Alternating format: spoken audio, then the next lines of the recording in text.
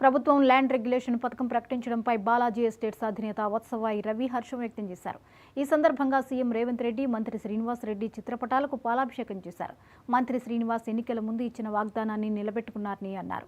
అంతేకాకుండా 25% సబ్సిడీని ప్రకటించడం కాంగ్రెస్ ప్రభుత్వం చిత్తశుద్ధికి నిదర్శనమని కొనియాడారు.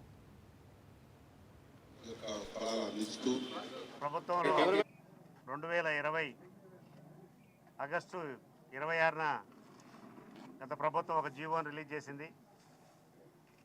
అప్పట్లో ఉన్న గ్రామ పంచాయతీ లేఅవుట్లు మొత్తం కూడా రిజిస్ట్రేషన్లు ఆపేసి అర్ధాంతరంగా ఎటువంటి టైము గడువు ఇవ్వకుండా అర్ధాంతరంగా రిజిస్ట్రేషన్లు నిలిపివేయడం వల్ల real estate agents real estate వ్యవస్థ మొత్తం కుదేలై గత 4.5 సంవత్సరాల నుంచి దిక్కుతోచని స్థితిలో ఈ రియల్ ఎస్టేట్ రంగం తయారైంది. గత ప్రభుత్వం హయాంలో ఎన్నిసార్లు మేము కలిసి ప్రభుత్వాన్ని కలిసి వినతి పత్రాలు సమర్పించినా కూడా ఉపయోగం లేకుండా పోయింది.